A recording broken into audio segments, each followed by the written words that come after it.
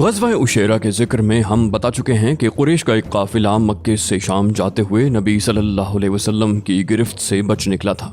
यही काफ़िला जब शाम से पलटकर मक्का वापस आने वाला था तो नबी अलैहिस्सलाम ने तलहा बिन उबैदुल्लाह रज़ियल्लाहु अन्हु और सईद बिन ज़ैद रज़ियल्लाहु अन्हु को उसके हालात का पता लगाने के लिए शुमाल की जानिब रवाना किया। ये दोनों सहाबी मकाम हुरा तक तशरीफ़ ले गए और वहीं ठहरे रहे। जब अबू सुफियान काफ़िला लेकर वहां से गुजरा तो ये निहायत तेज़ रफ्तारी से मदीना पलटे और रसूलुल्लाह सल्लल्लाहु अलैहि वसल्लम को उसकी इत्तला दी। इस काफ़िले में अहले मक्का की बड़ी दौलत थी, यानी 1000 ऊँट थे जिन पर कम से कम 50,000 दीनार 260-62 किलो सोने की मालियत का साजो सामान बार किया हुआ था और उसकी हिफाजत के लिए सिर्फ 40 आदमी थे। अहले मदीना के लिए ये बड़ा ज़रूरी मौका था, जबकि अहले मक्का के लिए इस माले फरावां से महरूमी बड़ी ज़बरदस्त फौजी, सियासी और इक्तिसादी मार की हैसियत रखती थी। इसलिए रसूलुल्लाह सल्लल्लाहु अलैहि वसल्लम ने मुसलमानों के अंदर ऐलान फरमाया कि ये कुरैश का काफिला मालो दौलत लिए चला रहा है, उसके लिए निकल पड़ो, हो सकता है अल्लाह ताला उसे बतौर गनीमत तुम्हारे हवाले कर दे। लेकिन आप अलैहिस्सलाम ने किसी पर रवानगी जरूरी करार नहीं दी, बल्कि उसे महज लोगों की रग़बत पर छोड़ दिया, क्योंकि इस ऐलान के वक्त ये तवक्को नहीं थी कि काफिले की बजाय लश्कर कुरैश के साथ मैदान बदर में एक निहायत पुरजोर टक्कर हो जाएगी। और यही वजह है कि बहुत से सहाबाए कराम मदीना ही में रह गए। उनका ख्याल था कि रसूलुल्लाह सल्लल्लाहु अलैहि वसल्लम का ये सफ़र आप अलैहिस्सलाम की गुज़श्ता आम फौजी मुहिम्मात से मुख्तलिफ न होगा और इसीलिए इस ग़ज़वे में शरीक न होने वालों से कोई बाज़ पुरस न की गई। रसूलुल्लाह सल्लल्लाहु अलैहि वसल्लम रवानगी के लिए तैयार हुए तो आपके हमरा कुछ ऊपर 300 अफराद थे, यानी 313, 314 या 317, जिनमें से 82, 83 या 86 महाजिर थे और बकिया अंसार। फिर अंसार में से 61 कबीला औस से थे और 70 कबीला खजरत से।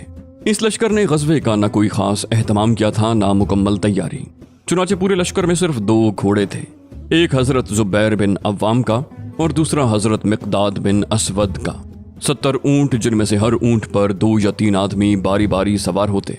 एक ऊँट आप अलैहिस्सलाम, हज़रत अली रज़ियल्लाहु अन्हु और हज़रत मुरसद बिन अबी मुरसद के हिस्से में आया, जिन पर तीनों हज़रात बारी बारी सवार होते। मदीने का इंतज़ाम और नमाज की इमामत हज़रत इब्ने उम्मे मक्तूम रज़ियल्लाहु अन्हु को सौंपी गई। लेकिन जब नबी अलैहिस्सलाम मकाम रोहा तक जा पहुँचे तो आप अलैहिस्सलाम ने हज़रत अबू लुबाबा बिन अब्दुल मुंज़िर रज़ियल्लाहु अन्हु को मदीने का मुंतज़िम बनाकर वापस भेज दिया। लश्कर की तंजीम इस तरह की गई कि एक जैश महाजरीन का बनाया गया और एक अंसार का। महाजरीन का अलम हज़रत अली रज़ियल्लाहु अन्हु को दिया गया और अंसार का अलम हज़रत साद बिन मास को, और जनरल कमान का परचम, जिसका रंग सफ़ेद था, हज़रत मुसब बिन उमैर को दिया गया। मैमना के अफसर हज़रत ज़ुबैर बिन अव्वाम रज़ियल्लाहु अन्हु मुकर्रर किए गए और मैसरा के अफसर हज़रत मिक़दाद बिन असवद। पूरे लश्कर में सिर्फ यही दोनों बुजुर्ग शहसवार थे। साका की कमान हज़रत कैस बिन अबी सासा के हवाले की गई और सिपाहसालार आला की हैसियत से जनरल कमान आप अलैहिस्सलाम ने खुद संभाली। रसूलुल्लाह सल्लल्लाहु अलैहि वसल्लम इस नामुकम्मल लश्कर को लेकर रवाना हुए तो मदीना के दहाने से निकलकर मक्का जाने वाली शाहराह आम पर चलते हुए बेरे रोहा तक तशरीफ़ ले गए। फिर वहां से आगे बढ़े तो मक्के का रास्ता बाईं जानिब छोड़ दिया और दाहिने जानिब कतरा कर चलते हुए नाजिया पहुंचे। फिर नाजिया के एक गोशे से गुजर कर वादी रहकान पार की। ये नाजिया और दर्रा सफरा के दरमियान एक वादी है। इस वादी के बाद दर्रा सफरा से गुजरे, फिर दर्रे से उतर कर वादी सफरा के करीब जा पहुंचे और वहां से कबीला जोहैना के 2 आदमियों यानी बसीस बिन अमर और अदी बिन अबी ज़ग़बा को काफिले के हालात का पता लगाने के लिए बदर रवाना फरमाया। दूसरी तरफ काफिले की सूरत हाल ये थी कि अबू सुफियान, जो उसका निगहबान था, हद दर्जे मोहतात था। उसे मालूम था कि मक्के का रास्ता खतरों से पुर है, इसलिए वो हालात का मुसलसल पता लगाता रहता था और जिन काफिलों से मुलाकात होती थी उनसे कैफियत दरियाफ्त करता रहता। चुनाचे उसे जल्द ही मालूम हो गया कि आप अलैहिस्सलाम ने सहाबाए कराम को काफिले पर हमले की दावत दे दी है। लिहाजा उसने फौरन ज़मज़म बिन अमर ग़फ़ारी को उजरत देकर मक्के भेजा कि वहां जाकर काफिले की हिफाजत के लिए कुरैश में नफीर आम की सदा लगाए। ज़मज़म निहायत तेज रफ्तारी से मक्का आया और अरब दस्तूर के मुताबिक अपनी ऊँट की नाक चपड़ी, कुजावा उल्टा, कुर्ता फाड़ा और वादी मक्का में उसी ऊँट पर खड़े होकर आवाज लगाई, ऐ जमात कुरैश, काफिला काफिला, तुम्हारा माल जो अबू सुफियान के हमरा है उस पर मोहम्मद और उसके साथ ही धावा बोलने जा रहे हैं। मुझे यकीन नहीं कि तुम उसे पा सकोगे। मदद ये आवाज सुनकर लोग हर तरफ से दौड़ पड़े। कहने लगे, मोहम्मद और उसके साथी समझते हैं कि ये काफिला भी इब्ने हदरमी के काफिले जैसा है। जी नहीं, हरगिज नहीं, खुदा की कसम, उन्हें पता चल जाएगा कि हमारा मामला कुछ और है। चुनाचे सारे मक्के में दो ही तरह के लोग थे, या तो आदमी खुद जंग के लिए निकल रहा था या अपनी जगह किसी और को भेज रहा था, और इस तरह गोया सभी निकल पड़े। खुसूसन मुअज़्ज़िज़ीन ने मक्का में से कोई भी पीछे न रहा। सिर्फ अबू लहब ने अपनी जगह अपने एक कर्जदार को भेजा। गिरदोपेश के कबाइल अरब को भी कुरैश ने भर्ती किया और खुद कुरैशी कबाइल में से सिवाय बनु अदी के कोई भी पीछे न रहा। अलबत्ता बनु अदी के किसी भी आदमी ने इस जंग में शिरकत न की। इब्तिदा में मक्की लश्कर की तादाद 1300 थी, जिनके पास 100 घोड़े और 600 जिर्रें थीं। ऊंट कसरत से थे जिनकी ठीक तादाद मालूम न हो सकी। लश्कर का सिपाहसालार अबू जहल बिन हशाम था। कुरैश के 9 मुअज़्ज़िज़ आदमी उसकी रसद के जिम्मेदार थे। एक दिन 9 और एक दिन 10 ऊंट ज़िबाह किए जाते थे। जब मक्की लश्कर रवानगी के लिए तैयार हो गया तो कुरैश को याद आया कि कबाइल बनु बकर से उनकी दुश्मनी और जंग चल रही है। इसलिए उन्हें खतरा महसूस हुआ कि कहीं ये कबाइल पीछे से हमला न कर दें और इस तरह वो दुश्मनों के बीच में न घिर जाएं। करीब था कि ये ख्याल कुरैश को उनके इरादा जंग से रोक दे।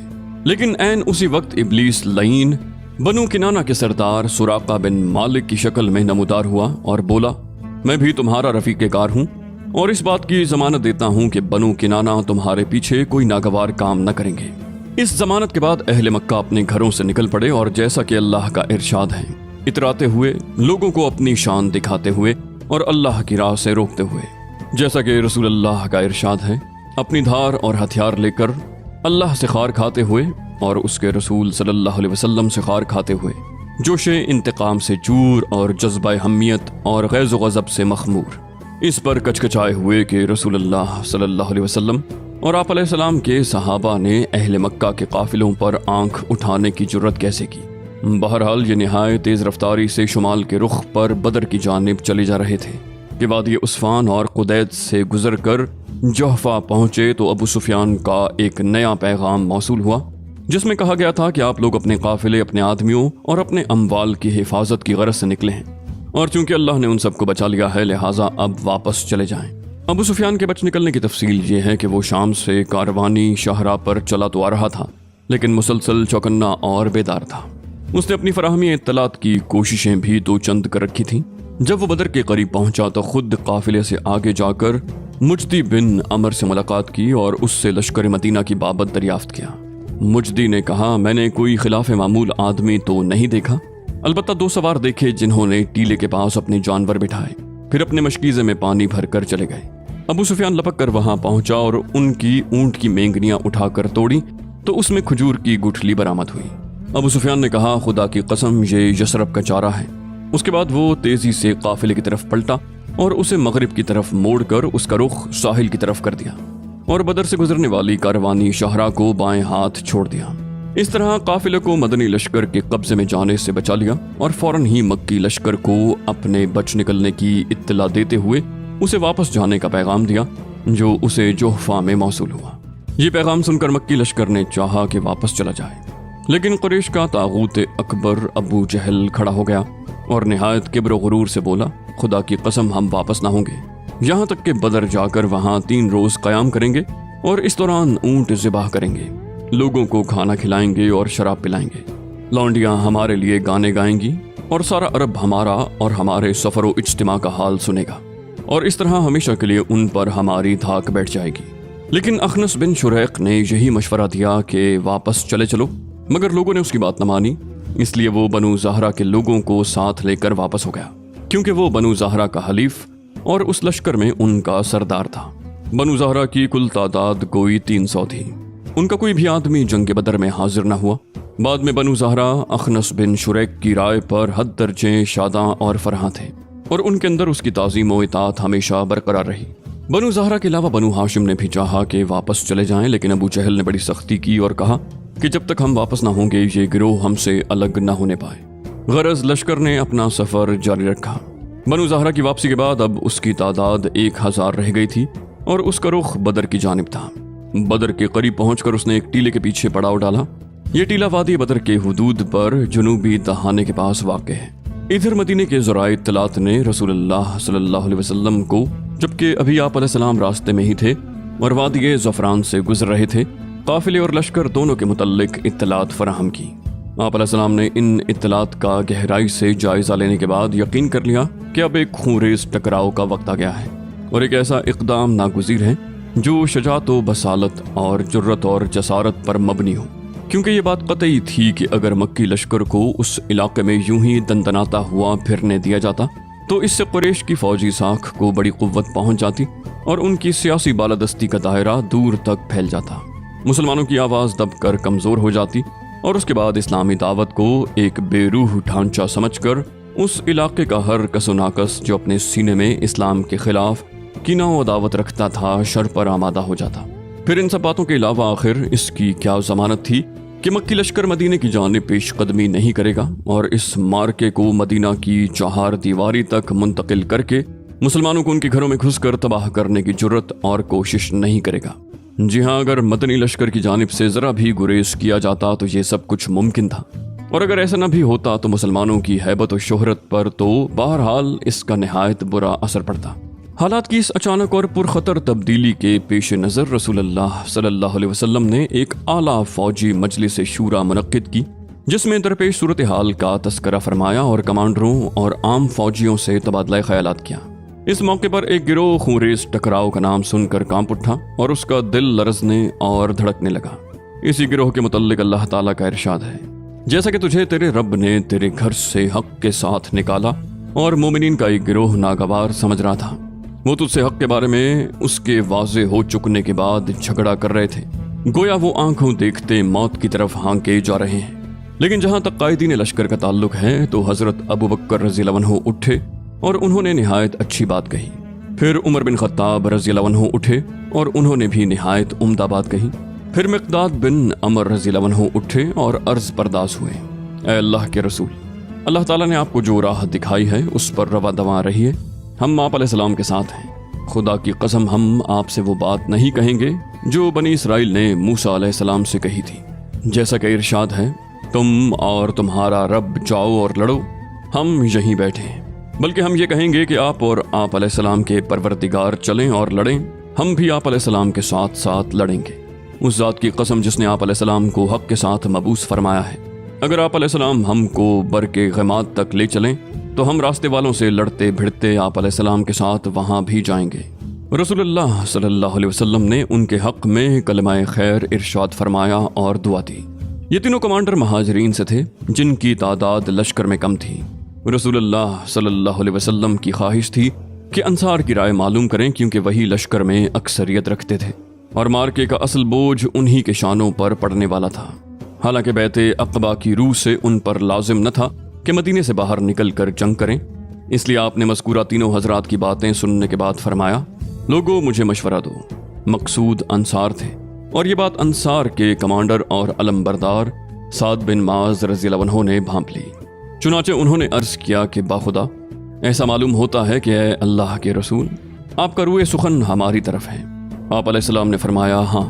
انہوں نے کہا ہم تو آپ علیہ السلام پر ایمان لائے ہیں، آپ کی تصدیق کی ہے اور یہ گواہی دی ہے کہ آپ جو کچھ لے کر آئے ہیں سب حق ہے، اور اس پر ہم نے آپ کو اپنی سماع و طاعت کا عہد و میثاق دیا ہے، لہٰذا اے اللہ کے رسول، آپ کا جو ارادہ ہے اس کے لیے پیش قدمی فرمائیے، اس ذات کی قسم جس نے آپ علیہ السلام کو حق کے ساتھ مبعوث فرمایا ہے، اگر آپ علیہ السلام ہمیں ساتھ لے کر اس سمندر میں کود جانا چاہیں تو ہم اس میں بھی آپ علیہ السلام کے ساتھ کود پڑیں گے، ہمارا ایک آدمی بھی پیچھے نہ رہے گا، ہمیں قطعاً کوئی ہچکچاہٹ نہیں کہ کل آپ علیہ السلام ہمارے ساتھ دشمن سے ٹکرا جائیں، ہم جنگ میں پامرد اور لڑنے میں جواں مرد ہیں، اور ممکن ہے اللہ آپ علیہ السلام کو ہمارا وہ جوہر دکھلائے جس سے آپ علیہ السلام کی آنکھیں ٹھنڈی ہو جائیں، بس آپ علیہ السلام ہمیں ہمراہ لے کر چلیں، اللہ برکت دے گا۔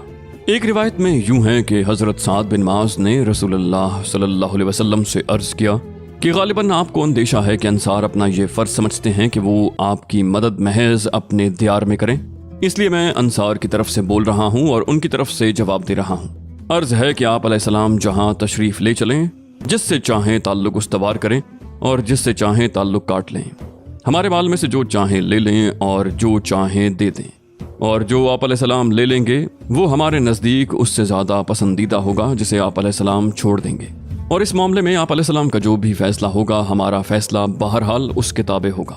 خدا کی قسم اگر آپ علیہ السلام پیش قدمی کرتے ہوئے برکے غیمات تک جائیں تو ہم بھی آپ کے ساتھ چلیں گے، اور اگر آپ علیہ السلام ہمیں لے کر اس سمندر میں کود جانا چاہیں تو ہم بھی اس میں کود جائیں گے۔